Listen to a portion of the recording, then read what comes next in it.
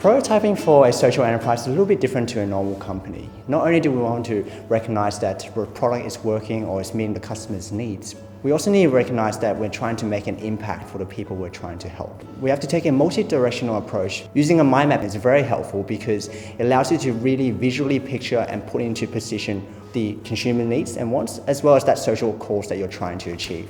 A business canvas model is also very helpful in the fact that it really identifies the strengths and weaknesses of the company that we have right now. In particular, it also allows you to understand what you need to do next in order to achieve the key parts that you're trying to achieve. For the stakeholders then, it's also very helpful because it uses a very visual representation to let them understand what you're going to do and how you're going to do it. As one of the co-founders of Fortunate Food Co., the aim of our company is to reduce food wastage. But we have to think about how we're going to achieve that. It took us a while to figure out what to do, but using a mind map was very helpful because it visually allows us to see the aim that we're trying to achieve both on the social side and on an economic side for consumers themselves. The result then we chose was a tomato chutney. And that's the perfect way to reduce food wastage because tomato chutney is a preserve that can extend the shelf life of fresh produce. In the case of tomatoes, these produce will now be preserved rather than thrown away. On the social side of things, Fortunate Food Co. also aims to empower disadvantaged youth by giving them the skills and techniques that they can use in future endeavours. To empower these disadvantaged youth, we had to also test out what kind of workshop we're going to run, how long we're running those for, and what types of skills that they need as a personal level so that we can really give them the critical skills that they need.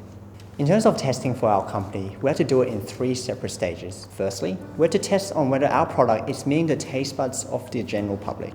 Secondly, we had to test whether or not our workshops were really giving value to our disadvantaged groups. Thirdly, we want to test whether or not our message about food wastage is being passed on to the general public.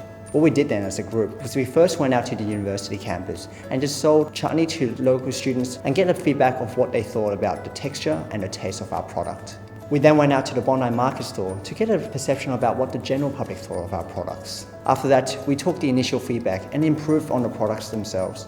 For instance, many customers commented on the fact that the chutney itself didn't have enough of a kick, and so we implemented the chili tomato chutney to meet those consumer demands.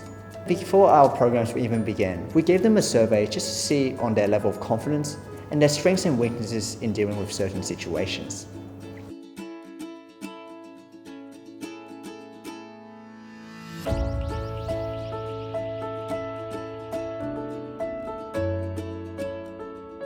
And from those surveys, we were able to identify the key things that we need to adjust in our programs so that the best values are created for our disadvantaged groups. The last thing we had to test was whether or not if the message itself is being passed on to the general public. We thought of multiple methods, such as a survey, but we realized that it was impractical. And what we did then was took a qualitative approach to it. In our weekly market stores, we engaged with the general public about how to best minimize food wastage in their own household, and we highlighted on the marketing and message of our products themselves. From the feedback we've got, we realized that the messaging of our product is not strong enough, that people are not realizing of the importance of food wastage in Australia.